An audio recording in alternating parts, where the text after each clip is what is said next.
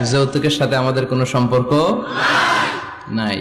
ইসলাম দিয়েছে মাহার, ওয়াহাতুন নিসা সাদকাতিহিন্না নিহলা, সন্তুষ্ট চিত্তে স্ত্রীকে মাহার দাও, সাদকাত দিয়ে দাও। শয়তান এসে এই মাহারকে ডিলিট করে ঢুকাইছে যৌতুক, ঠিক কিনা? একটা বর, মুসলিম বর কেমন করে যৌতুক দাবি করে? একটা কন্যা হচ্ছে বাবার জন্য তার কলিজা। আমার 2 মেয়ে আছে, আমি জানি। তো মেয়েকে দিল মানে তো বাবা তার কলিজাটাই ছিঁড়ে দিল। তো আপনি শ্বশুরের কলিজা নিয়ে আসছেন, আর কি চান? যৌতুক খাওয়া এটা ভয়ঙ্কর ধরনের অপরাধ। যৌতুক খাওয়ার চেয়ে কুকুরের গোশত খাওয়া ভালো, কারণ কুকুরের গোশত খেলে একটা গুনাহ, হারাম খাওয়ার গুনাহ, আর যৌতুক খেলে ডবল গুনাহ। একে তো যৌতুক খাওয়া হারাম, হারাম খাওয়ার গুনাহ। 2 হচ্ছে শ্বশুরের উপর জুলুম করার গুনাহ। ওয়া যুলমু যুলমাত ইয়াউমাল কিয়ামা, জুলুম, অত্যাচার, oppression in the day of রেজারেকশনে আল্লাহ তাআলা এটাকে আপনার ঘাড়ে চাপাবে, অন্ধকার করে দিবে, আপনি চোখে মুখে কিছুই দেখবেন না। এজন্য যৌতুকের সাথে আমাদের কোনো সম্পর্ক দেখবেন যারাই যৌতুক খায় এদের ঘরে কিলাকিলি আছে না নাই? বউয়ের সাথে ভালোবাসাও বিনিময় করতে পারে না, ঠিক কিনা? কারণ ওইখানে একেবারে পিওর ভালোবাসা নাই, এখানে দেয়া নেয়ার সম্পর্ক, ঠিক কিনা? বউ যদি ধমক মারে চুপ করে বসে থাকা লাগে, কারণ যে ফ্ল্যাটটাতে আছে ফ্ল্যাটটা শ্বশুরের, যে বিছানায় ঘুমায় এটাও শ্বশুরের। ওরা লাথি মারা বের করে দিল, আর মুখ দিয়ে আওয়াজ বেরোবে না, চিল্লা এখন, ঠিক কিনা? এজন্য এই যৌতুকের মতো জঘন্য অপরাধকে ঝাড়ু পিটা করে সমাজ থেকে বিদায় করতে হবে। এগুলো যুবকরা পারবে। এদেশের যুবকরা অনেক সম্ভাবনাময়ী। এদেশের যুবকদের মধ্যে আছে প্রাণ ঢালা উচ্ছ্বাস, শক্তি। যুবকদের দেহের রক্ত গরম না? এই গরম রক্তগুলারে ইসলামের কল্যাণে কাজে লাগাতে হবে। আমাদের মুক্তিযুদ্ধে যারা লিড দিয়েছিল তারা কারা? যুবক না? কিছুদিন আগে কোটা আন্দোলন হয়েছে না একটা? লিড দিয়েছে যুবকরা। তারপর নিরাপদ সড়ক চাই, লিড দিয়েছে কারা? বুড়া মুরব্বীরা, যুবকেরা। এজন্য যুবকেরা, তোমাদের ইবাদত আল্লাহর কাছে অনেক প্রিয়, তোমাদের কাজগুলোর দাম আল্লাহর কাছে অনেক বেশি। In the day of judgement, কিয়ামতের দিন আল্লাহ তাআলা 7 শ্রেণীর ব্যক্তিকে তার আরশের নিচে ছায়া দিবে। এর মধ্যে 2টাই হচ্ছে যুবক।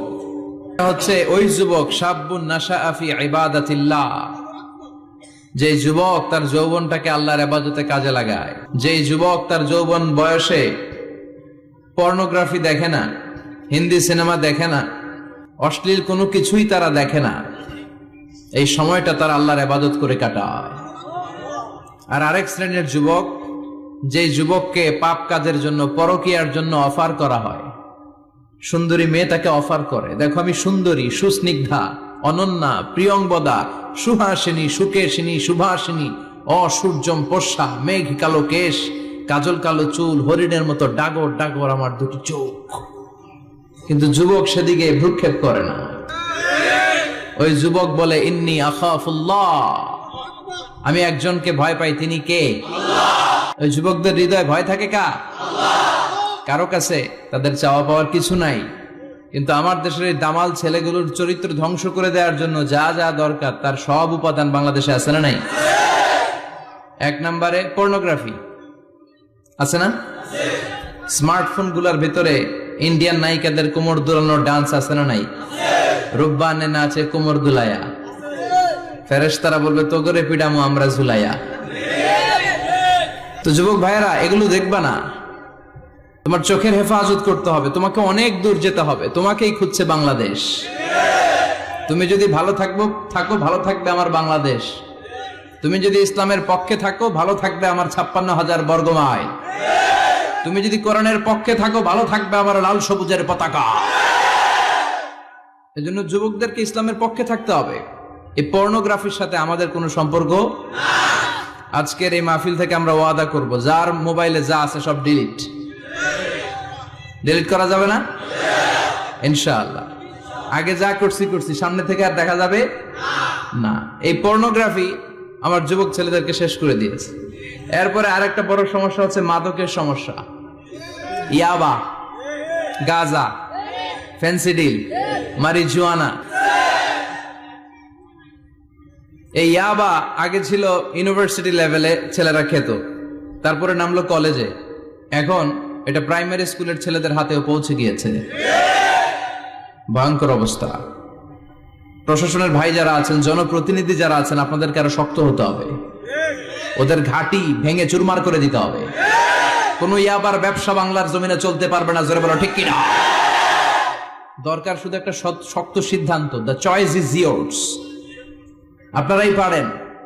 যারা চেয়ারম্যান, ওনাদের অনেক দায়িত্ব।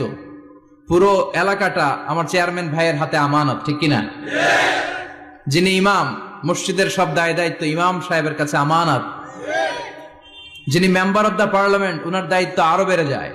তার পুরো নির্বাচনী এলাকাটা তার কাঁধের উপরে আমানত। যারা মন্ত্রী, পুরো মন্ত্রণালয়ের কাজবাজ তার হাতে আমানত। যিনি এই 17 কোটি মানুষের প্রধানমন্ত্রী, তার কাছে পুরো বাংলাদেশটা আমানত। এজন্য যুবকদেরকে এই মাদকের সাথে যাতে পরিচয় না ঘটে, এরকম একটা পরিবেশ বাংলাদেশে করতে হবে।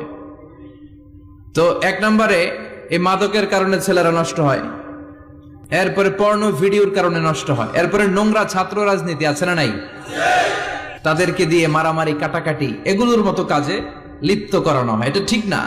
যুবকদেরকে পজিটিভ পলিটিক্স শেখানো উচিত। এদেশে পজিটিভ পলিটিক্সের একটা ট্রেন্ড চালু করা দরকার, যেখানে মারামারি কাটাকাটি থাকবে না, মেধার ভিত্তিতে ক্যাডার নিয়োগ হবে, ঠিক কিনা। ছাত্র দলের নেতা হতে হবে ডক্টরেট করা, ছাত্রলীগের নেতা হতে হবে ডক্টরেট করা। যত ছাত্র রাজনীতির বড় বড় নেতারা আছে, এরা শিক্ষিত হতে হবে, কারণ তারা আমাদেরকে পথ দেখাবে। তারা সামনে হাঁটবে, আমরা পিছনে পিছনে হাঁটবো, ঠিক কিনা। তো এই জাতীয় যে ইনকনসিস্টেন্সি আছে, এগুলো থেকে আল্লাহ আমার দেশকে তুমি হেফাজত করো। আমাদের জনপ্রতিনিধি ভাইরা যারা আছেন, ওনারা চাইলেই পারে, আমরা তাদের জন্য দোয়া করি, তারা যেন সত্যিকার অর্থে একটা সুজলা সুফলা শস্য শ্যামলা ডিজিটাল বাংলাদেশ আমাদেরকে উপহার দেয়। তাদের জন্য দোয়া আছে না নাই? যারা দেহের তাজা প্রাণ বিলিয়ে দিয়ে আমাদের জন্য বাংলা ভাষাটারে রেখে গেল, ওই ভাষা শহীদদের জন্য আমাদের দোয়া আছে না নাই? যারা 71 সালে মুক্তিযুদ্ধ করে দেশটারে স্বাধীন করলে মুক্তিযোদ্ধা ভাইদের জন্য দোয়া আছে না নাই? যারাই এই দেশের জন্য কন্ট্রিবিউট করেছে, তাদের সবার জন্য আমাদের পক্ষ থেকে দোয়া। আর যারাই দেশের শত্রু, যারাই দেশের বিপক্ষে, আমরাও তাদের বিপক্ষে, জোরে কোন ঠিক কিনা। এজন্য যুবক ভাইয়েরা, তোমাদেরকে জ্বলে উঠতে হবে আপন শক্তিতে, ঠিক কিনা। মুমিনের ঈমান হতে হবে এমন ঈমান যেটা জ্বলে ওঠে, তাহলে বোঝা যাবে ওটা আসল ঈমান, ঠিক কিনা। এজন্য ঈমান হতে হবে পাক্কা ঈমান। ঈমান জ্বলে উঠতে হবে বারুদের মতো, যদি অন্যায় দেখে চিল্লা এখন, ঠিক কিনা। আল্লাহ আমাদেরকে সেই অর্থে প্রকৃত মুমিন হওয়ার তুমি তৌফিক দাও।